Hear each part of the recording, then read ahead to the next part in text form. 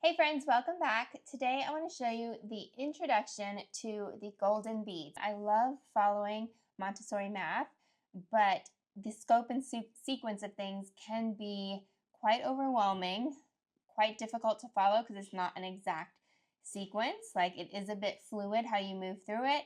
And I know that this is very new to a lot of people unless you have a deep interest in it like I do. So I do a lot of research on these things, and then I try out different things. I see kind of what works and what doesn't, and I tweak things to my own need. I am not Montessori trained in any way, shape, or form, so take this for what you will. But for us in our homeschooling approach, these things help us. So now I'm going to show you how to present this. I'm actually going to put you on the same side as me, so you're looking at the board the way I am. That's the best way to present it to your child. So I'm going to try and do this video in a way that I'm showing you how you can present it yourself and teach your child if you'd like. Or you could also just have them sit down and watch this video with you or on their own. I do that with Zia sometimes just because a lot of Montessori materials are quite expensive.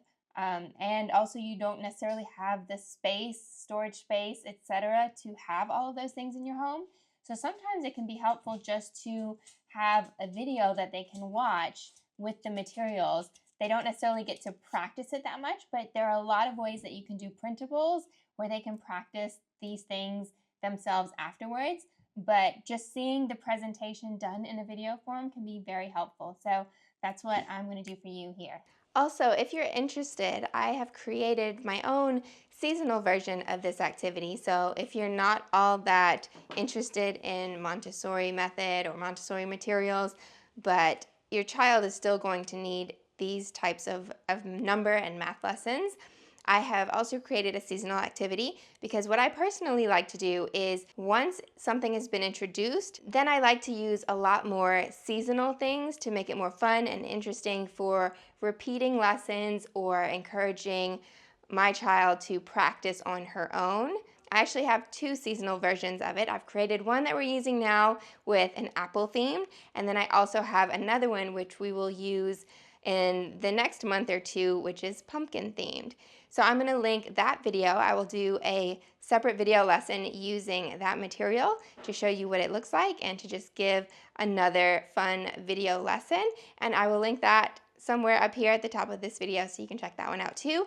And those resources will be free printables inside of the Millennial Mom Community that I've created, free for the first 1,000 subscribers, and you will have access to any free printables that I create myself. So anything that I create, I put it into a PDF format and I provide the download in there for you so that you can download it and print it yourself completely free of charge. Just as thank you for being a subscriber and watching these videos.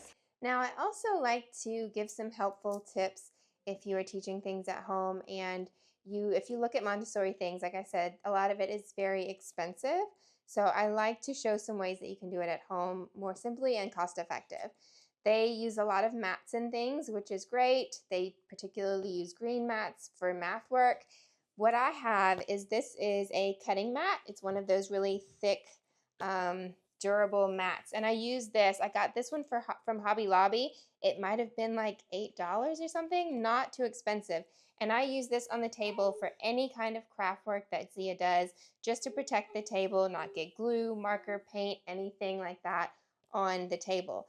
But if you flip this over, you also just have a plain green mat. So you can use this. I'm just using this mostly, to be honest, it doesn't matter that much whether it's green or not. I'm using this because the green does help the gold beads show up very well for the camera. So for the sake of that, I'm using this flipped over. It's an easy thing that you could use as well.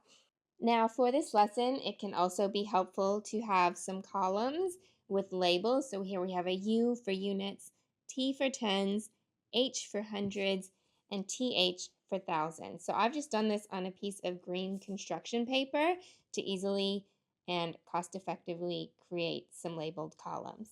Also, I just want to add that this is the perfect next step. This lesson is a next step after your child is comfortable with numbers 1 through 10, numerals, and quantities. So this is very good first grade level stuff.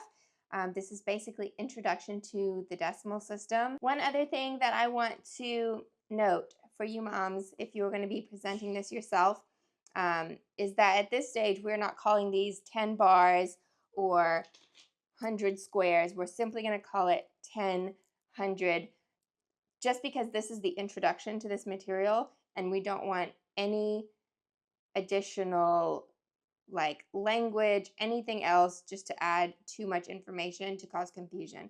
We're going to keep it really simple at this stage for their introduction. Now, if you're just going to show this video, have your child watch it as a lesson, then you can go ahead and start like from this point when I set up the camera at the mat, and then you can have them watch from there forward. This is 1 unit. This is 1/10. This is 100. This is 1,000. Can you please point to 1,000? That's 100. Can you point to 1,000? That is 1,000. Well done. Can you please point to 100?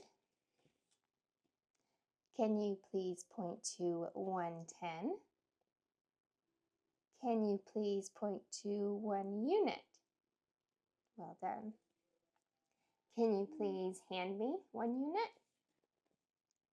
Thank you. Can you please hand me 110? Thank you.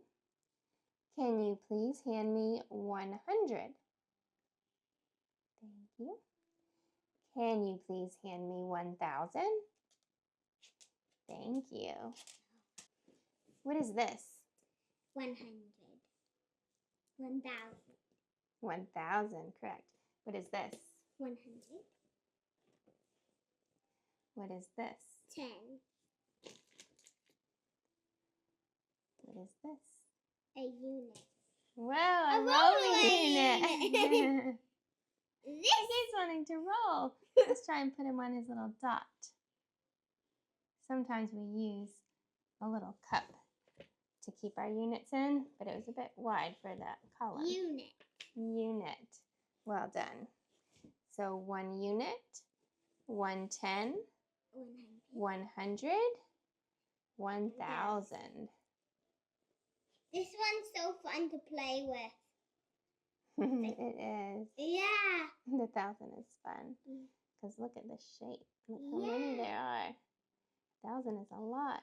So moms, one more note for you. If you're going to present this and teach it yourself, you should ideally have the child on the same side as you so that you're both looking at it in the same layout. And it's important to lay it out this way: units, tens, hundreds, thousands, just as the numbers would be written in a number. So it will be written, these are the place values, and we read from left to right when we read out a number, say 1,111. And you want the child on the same side so that they're seeing it from the same perspective. Thank you for watching this video. I hope that you found it helpful. I hope that this helps you with your homeschooling as well, whether you use it to teach yourself so that you can teach your child, or if you're just going to have them watch the video themselves. And it's especially great, like I mentioned, if you do not have the materials yourself.